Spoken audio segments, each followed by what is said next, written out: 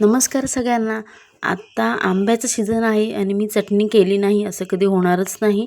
तर खूप दिवसांनी मी ब्लॉग टाकत आहे. बरेच दिवस मी ब्लॉग काही टाकलेलाच नाही. तर आता मी इथे आंब्याची चटणी बनवते. हा रत्नागिरीचा हापूस आंबा आहे. इथं खूप काही मिरच्या मी बारीक करून व्यवस्थित घेतल्या होत्या, धुवून वगैरे साफ करून. तुमच्या आवडीनुसार मिरच्या घ्या. जास्त तिखट पाहिजे असेल तर तिखट घ्या, कमी पाहिजे असेल तर कमी घ्या. तर इथे मी आंबा घेतला होता, छोटासाच होता, जास्त घेतला नव्हता. अजून एक घ्यायला पाहिजे होता, पण काय आहे ना, नंतर जास्त ते आंबट होतं. त्याच्यामुळे पाहिजे तेवढाच घ्यायचा, माप अंदाजाला, जास्त आंबट पण नको. व्यवस्थित साफ करून घ्यायचा आहे आंबा आणि मस्तपैकी धुवून घेतला होता. असे बारीक बारीक पीस केले होते आणि मिरची वगैरे भरपूरच झाली होती. तर काय नाही, मिरची जास्त तिखट नव्हती म्हणून घेतली होती आणि बरेच दिवस चटणी केली नव्हती. म्हटलं चला आता आंब्याचे सीझन आहेत तर तुमच्यासमोर एक म्हटलं चटणीची रेसिपी सिंपल अशी शेअर करूया. तर इथे मी लसूण घेतलेली.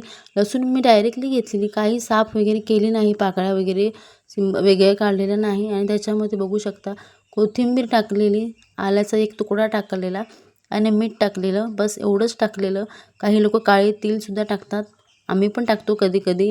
आता मी नाही टाकली कारण रोज रोज आम्हाला ते आवडत नाही काळे तीळ, तर म्हणून मी टाकले नाही. तर काळे तीळ टाकले ना भाजून, खमंग वास येतो आणि जरा टेस्ट त्याची वेगळी येते आणि भाकरीबरोबर अप्रतिम लागतं.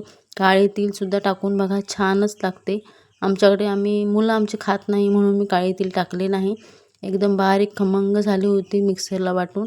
एकदम पातळ, जास्त जाडसर पण नाही करायची, एकदम पातळ पण करायची नाही, मीडियम ह्याच्यामध्ये करायची. बारीक अशी छान होते भाकरीबरोबर, चपातीबरोबर, ज्वारीच्या भाकरीबरोबर अप्रतिम लागते.